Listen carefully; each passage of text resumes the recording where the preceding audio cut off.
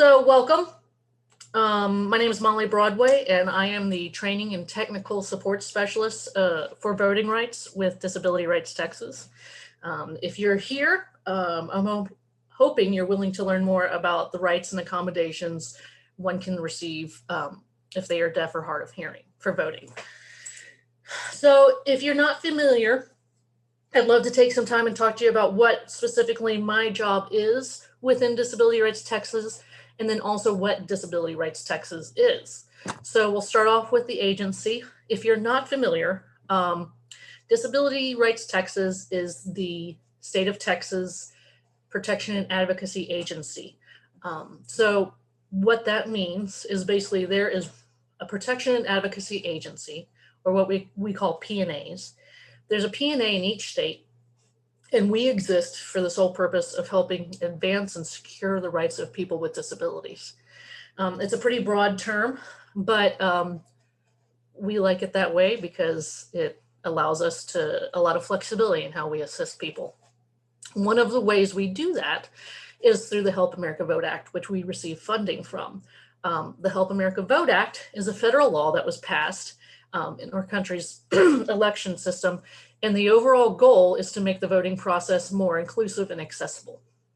So that means that I now get to travel around the state when there's not a pandemic going on, or if there is, we get to talk virtually like this to each other. But I go around the state surveying polling places and checking for ADA accessibility. I work with election officials and poll workers to make sure they are doing everything they can to best serve voters with disabilities. I also train individuals within the community about what their voting rights are and the types of accommodations they can receive. I respond to legislative inquiries, which is pretty important right now because there's a legislative session going on. So anytime an advocacy group or a legislator has a question about how a potential law may affect the disability community or the world of voting within the disability community, they will come and ask me questions. We also run a statewide voter rights hotline, and it is all accessible. So if you're voting and you feel as though there's an issue coming up and you are being denied your right to vote, or you just have questions, you can call that voter hotline. And I will answer the phone, or my coworkers will, and we'll answer your questions and solve your issues in as much real time as possible. It's a statewide voter hotline. It's open Monday through Friday, year round, but obviously we're a bit more busy during voting times. And that phone number, if you should need it in the future, is 1-888-796-8683. So there's a quick rundown of our agency and what I do to help serve y'all. So I thought we could maybe just jump right into voting rights. If you're not familiar, we'll go over the basics. So how is one eligible to vote within the US? You have to be a US citizen. You have to be 18 years of age or older. And if you are currently serving a sentence for being convicted for a felony, excuse me, it's always hard to say. If you are currently serving a sentence for a felony conviction, you cannot vote. But if you have completed your sentence, meaning you've done all your time served, you've completed your probation, your parole, and you've paid all your fees, and you are now considered what's called off paper, then you are eligible to vote again. We also get a lot of questions about guardianship and one's right to vote.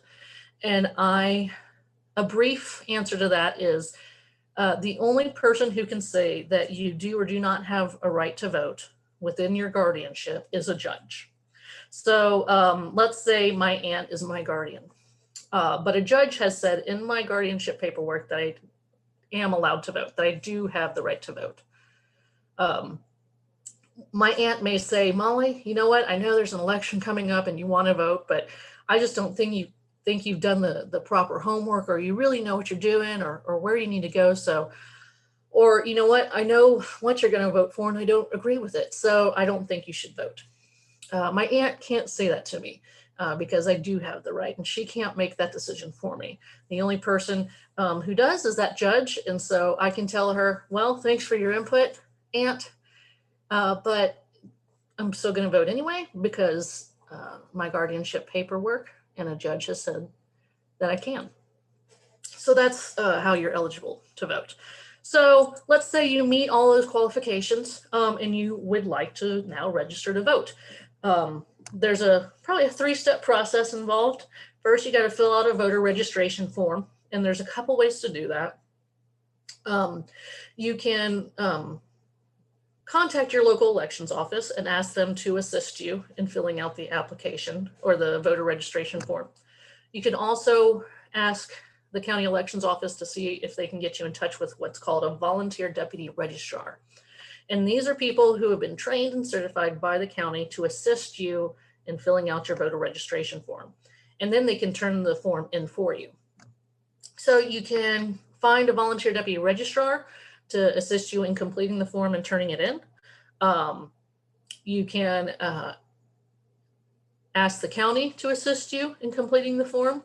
Also know that they're available, the voter registration forms are available at multiple locations, like public libraries, health and human services offices, so like WIC, SNAP, Texas Workforce Commission offices should have some voter registration forms, DPS offices, county elections offices, post offices, and even high schools. If you are a high school student, you can register to vote through your high school as well.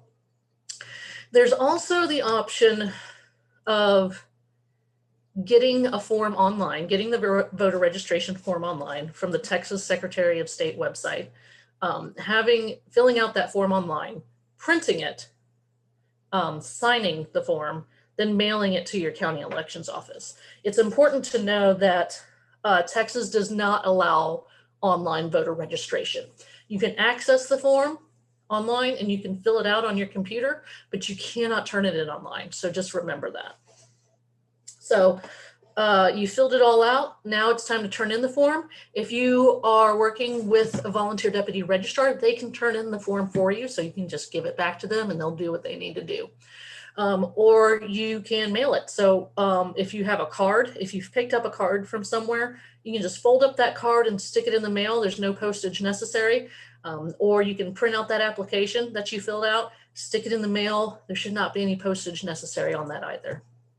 Once your application is received from the county elections office, they will process it and it'll take probably about 30 days to receive your voter registration card in the mail. So I'll look out for that. Voter registration card is there to say that you have been approved and certified to vote within the county that you live and in the state as well, but the county mostly. So you've registered to vote, you got your voter registration card, you're good to go. But maybe you are interested, so there's a lot of different ways you can vote, mainly by in-person voting at a polling site or through ballot by mail. And I want to talk a minute about ballot by mail. So ballot by mail is an avenue of voting, is an option for people who are 65 or older, or those that have a disability.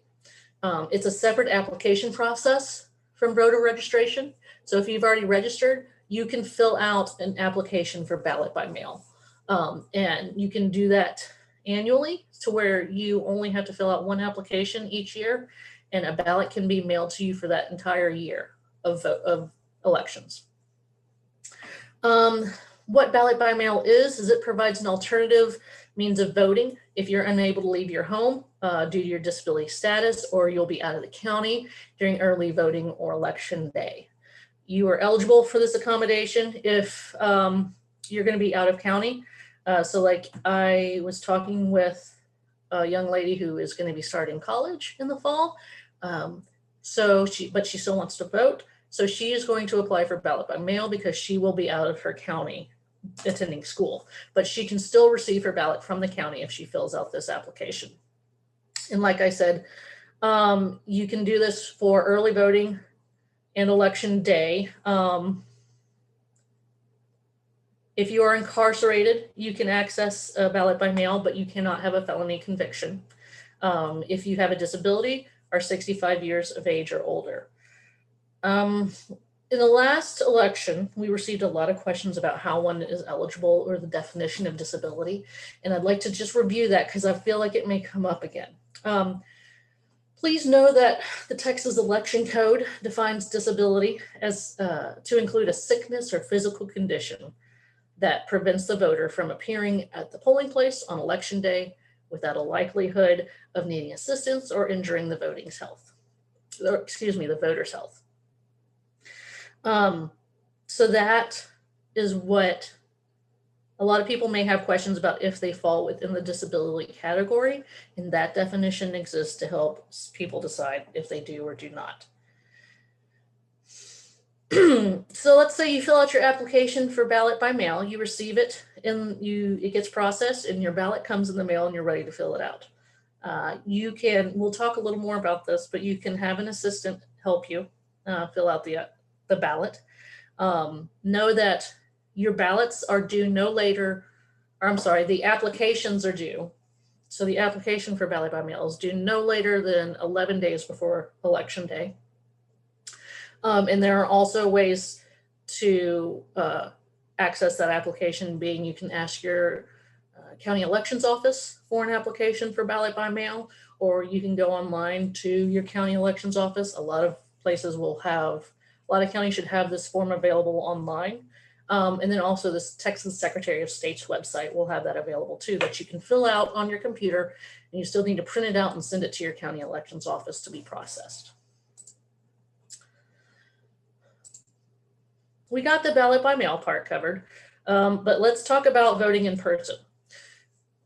There are different ways to vote with or without accommodations. In-person voting at election day, please know that a couple things. Every polling site is required to be physically accessible. If it's not, you can call me and I will work with the county on fixing that. But then also know that there are a couple of services you have the right to access should you meet the qualifications. If you would like to receive interpreter services, you have the right to access that. What I would encourage you to do is to contact your county elections office ahead of time and request an interpreter. I like to tell people to schedule a date to receive an interpreter at a polling site. So call your county elections office, tell them that you're going to show up at this particular voting site on this particular day at this time, and you would like an interpreter to meet you there so you can cast your ballot. You also have the right to bring your own interpreter. It can be anyone of your choosing, as long as it is not your employer, an employer's agent, or your union representative. If you call your county and they say that they will not provide an interpreter for you, this is a great opportunity to call us at Disability Rights Texas, and we will work on solving that, which is also why I encourage people to call ahead of time. That way you're not in a fix where you're at the polling site, you need someone to help you, and there's no one available, and you're crunched for time. So this allows us a little more flexibility and some extra time to work on it with the counties to make sure you get what you are entitled to. Additional accommodations you may receive. Know that for federal elections in the state of Texas, there is required to be at least one accessible voting machine at each polling site. Texas is usually pretty good about this. They're required in each federal election, but also generally speaking in other elections, Texas is pretty good about providing that accessible voting machine as well. What makes this machine different than others? Well, if it's the electronic voting machine can provide the ballot print in large print. There's an audio portion of the ballot, and then there are extended remotes to help voters mark the ballot if they cannot reach the screen. A lot of counties are getting new machines right now, and so a lot of people are unfamiliar with how the new machines work. So if you need to bring an assistant with you, know that you have the right to do that. It can be someone of your choosing, as long as it's not your employer or union representative, but also know that you can ask a poll worker to help you as well. that service is provided by poll workers as well. You can also vote via curbside voting. This is available at every polling site in the state of Texas. What this is it's available to voters that have a disability or cannot stand in line for long periods of time, or they're not able to access the polling site because it's physically inaccessible or dangerous to the individual. But what happens is you can drive up to the curbside voting location, which is usually, it may just be you driving up into the parking lot. They may have a designated accessible parking spot in which hopefully there's some sort of button you can push that will bring a poll worker out to you. Or you will have to ask somebody to go get a poll worker and let them know that you're here. Again, always call me if you are finding difficulty in situations like this. And my job is to help solve that for you. So curbside voting, basically what's going to happen is your spot in line gets saved. When that spot comes up to the registration desk in the polling site, they will take the accessible voting machine out to you because it can be removed from the stand that it sits on. They will bring the voting machine out to you. You can mark your ballot, cast it, and then give it back to the poll worker, and they will bring the ballot or the machine back into the polling site, and you can go on your merry way. Has the same accessibility tools and accessories as available inside the polling spot. So just heads up about that. Also, I believe we've touched on this before, but if you are voting via mail, if you're receiving your ballot by mail, you also have the right to assistance as well. It just the same guidelines exist as where it cannot be your employer or your union representative. Know that if you get if you have an assistant, either at the polling site or via ballot by mail, they will have to sign a little affidavit stating that they helped you. But at this point, that's all they really need to do. There's a big question of, when I interact with voters, there's a big question of, I kind of knew that these options existed to assist me in voting, but I'm not sure about how to ask for them. So I'll kind of review that real quick, and hopefully this will be useful for you. Interpreter services, like I said, you can contact the county elections offices or the county election office ahead of time and request one. The county must provide an interpreter to you if you request it. So it's good to ask ahead of time if you need that. You currently can bring someone of your choosing to provide interpreter services for you. The accessible voting machines, like I said, there should be one at each polling site. When you arrive at the polling site, you can inform the poll workers that you would like to use the accessible voting machine, or what they call the DRE. That machine should be up and working, and the poll workers should know how to use it so that you can cast your ballot privately and independently. Applying for ballot by mail, there's an online application. If you have a screen reader, it should be accessible via screen reader to fill out that application. You can also request a paper application to be sent to you through the Secretary of State's office or your county elections office.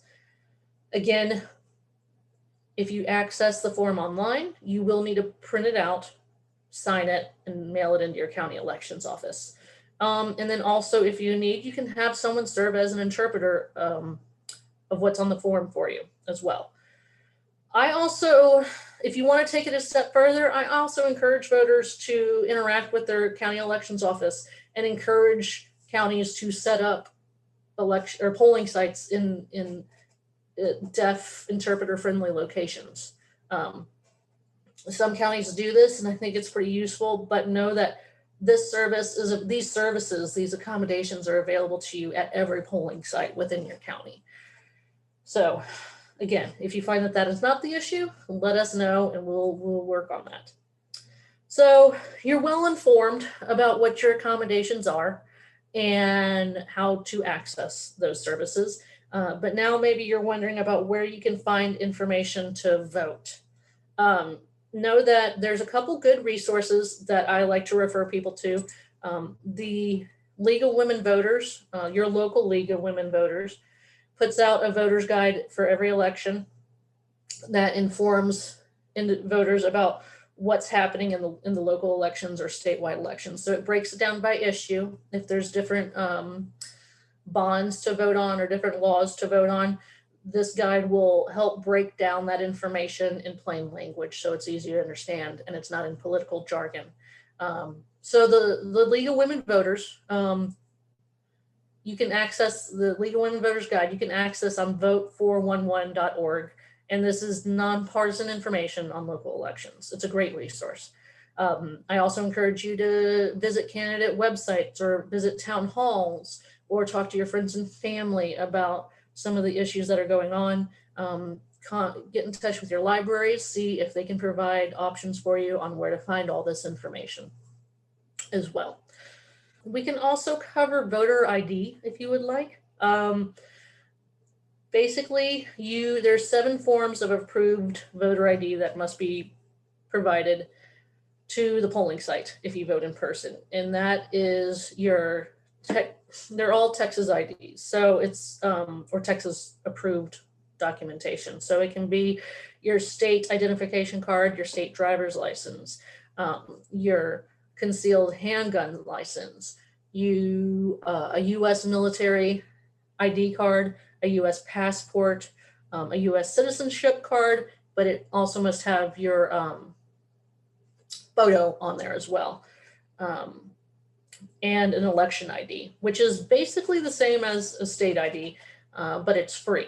So if you don't have any of these other 6 forms, you can always access your election ID. You can go to the DPS office and request one. And as long as you have the supporting documentation to say that you are who you say you are, you can access that card for free.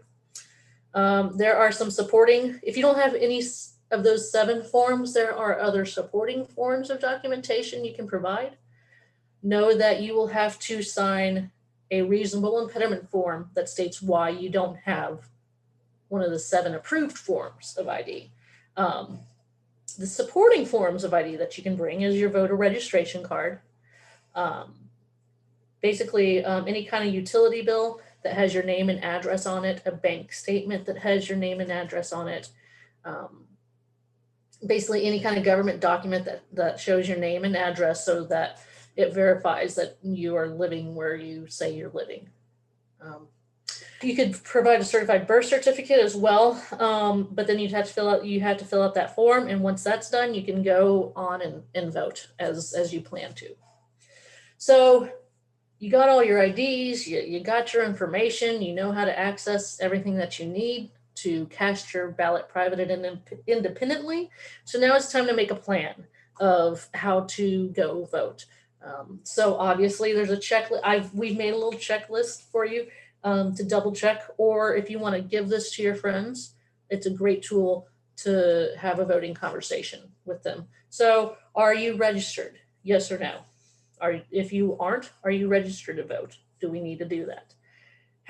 Think about how you're going to vote. Is it going to be in person or by mail? If you're going to vote in person, are you going to go on election day or during early voting? Do you need to request a mail ballot? If that's the case, let's look at getting you an application for ballot by mail. When will you vote? If you vote in person, what day, what time are you going to go? Where will you vote? Figure out what polling site you want to visit. Do you need a map on how to get there? How will you get there? Do you need a ride? Is it on a bus line? Do you have a friend or family member who can take you? Also, see if there's a sample ballot you can review. That way you kind of know what you're going to be voting for before you get into the polling site. And if you study up beforehand, your voting process will be that much quicker. And then also you can bring that sample ballot in as kind of a cheat sheet as well. Do you need assistance when you vote? Yes or no? Okay. If you do need assistance, what kind is it? Do you need an interpreter? Do you need to access the accessible voting machine? Is it something else?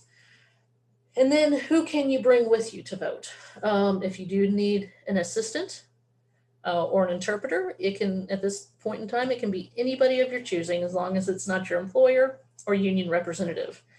So it could be your Aunt Sally, it could be your 17-year-old child, It could be me, it could be whomever, as long as they're willing to sign an affidavit stating that they are going to assist you. So that's about it. That's a crash course in voting and how to access the accommodations that are available to you. Should you have any questions in the future, I encourage you to contact Disability Rights Texas through our voter hotline. There's also, you can contact me via email if you would like, and we will have all that information available to you as well. Thank you for your time and happy voting.